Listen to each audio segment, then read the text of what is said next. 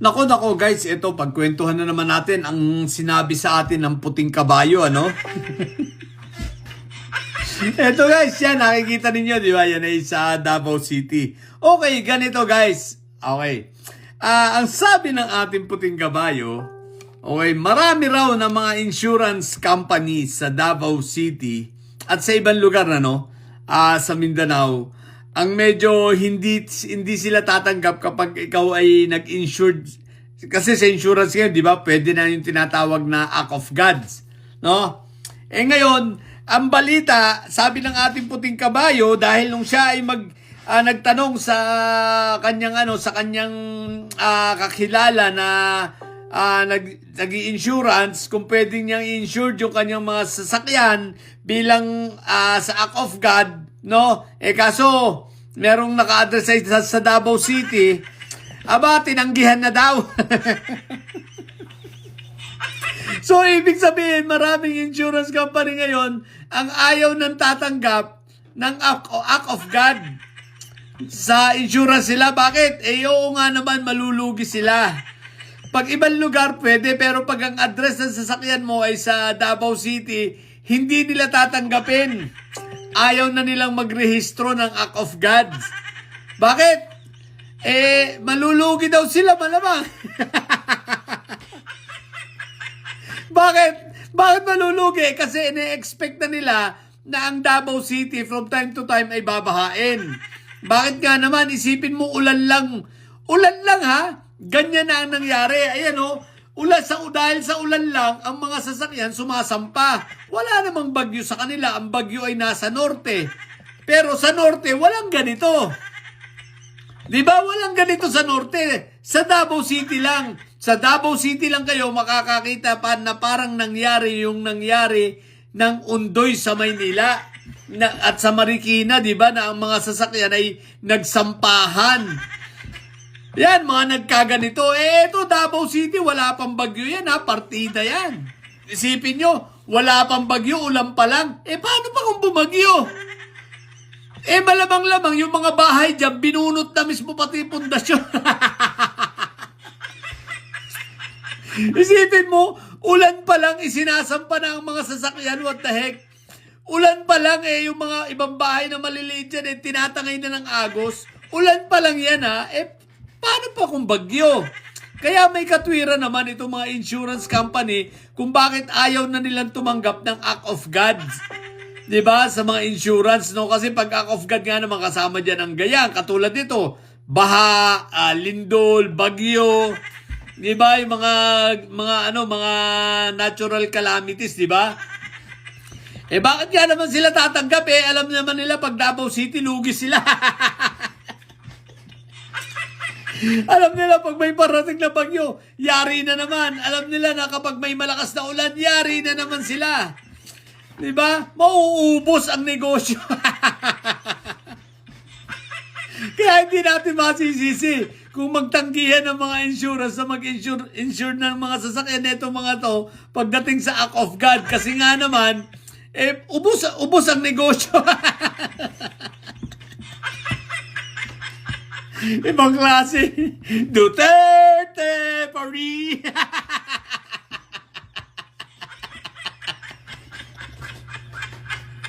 Sipin mo, umulan lang. What the heck? Umulan lang, sumampa na yung mga sasakyan. Walang bagyo. Ang bagyo nasa norte. Ano ba yan? Duterte pa rin. Tapos yung mayor pagdating, ang inuna, politika, hindi man lang dinalaw yung kanyang mga constituents, hindi man lang tinanong kung buhay pa o patay na. Ibang klase ang Davao City. Singapore. Saan ka naman nakakita ng umulan lang, wala namang bagyo, ganyan na sumampa ang mga sasakyan. Sa Maynila, hindi naman nangyayari yan. Oo, bumabaha sa Maynila pero hindi sumasampa sa sasakyan. At sa Maynila, hindi na bumabaha ng kasing taas ng bubong. Isipin mo, sa Davao City, ulan lang kasi taas ng bubong ang baha. Ibang klase talaga. What the heck? Kaya yung mga insurance company, tama lang yung decision ninyo. Wala naman, lugi nga naman sila, kaya hindi masisisi. Hindi masisisi ang mga insurance company kung bakit ayaw nila tumanggap pag Davao City ng act of God. Kasi nga, napansin nila, kada uulan, laging baha. Pag umulan, baha ng hanggang bubong. Pag umambon, baha hanggang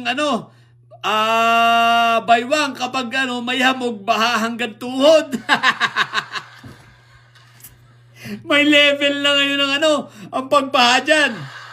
Kapag umulan, baha hanggang bubong tandaan nyo Kapag umambon, baha hanggang baywang. At kapag nagkaroon ng hamog, baha hanggang tuhod.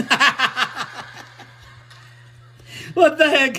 Ibang klase ka talaga, Davao City. Pati yung mayor nyo, ibang klase, tsaka si Inday Sayat, kita mo nasa galaan. Si Yutman tahimik. Walang imik. Baka daw mahanap sa kanya yung 51 billion. Yutman, labas na, hoy! Ano tahimik ka dyan? Congressman ka dyan, binaa yung area mo, Bakit ka tahimik lang? Baka daw hanapin pa sa kanya yung 51 billion. Mapupurnada. Sabi, takot na takot si Yutman. Di, maigi ng manahimik. Less talk, less mistake. Tama nga naman, less talk, less mistake. Baka daw mahanap sa kanya yung 51 billion. Mananahimik na lang siya. Ibang klase talaga itong mga Duterte ito. Ibang klase itong magkakapatid na may sayad Pati yung mga taga dyan sa Davao may sayad na rin. Kaya mga taga Davao City, wag na kayo magpa-restore ng sasakyan nyo na isasama nyo pa yung act of God Mabibigo lang kayo.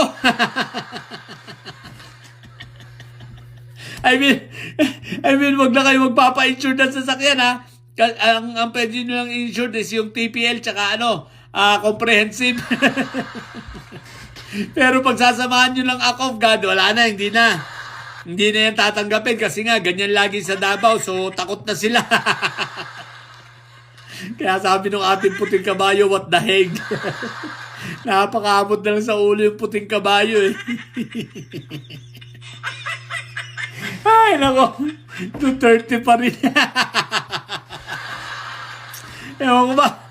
Yun lang nakakatuwa itong mga taga Davao City talaga sa mga bobod dito. Ay, nako. Sa mga bobod didilis dyan at mga may sayad ang tatay nyo ay preso, ang BP nyo ay bobo. Matili kayong bobo at may sayad sapagkat ang may sayad ay laging high blood. Tatawa ako sa kabubuan ng mga taga Davao City. Di naman lahat, pero mga 60%. Bobo putik. Nadamay pati yung matitino. What the heck? Bye!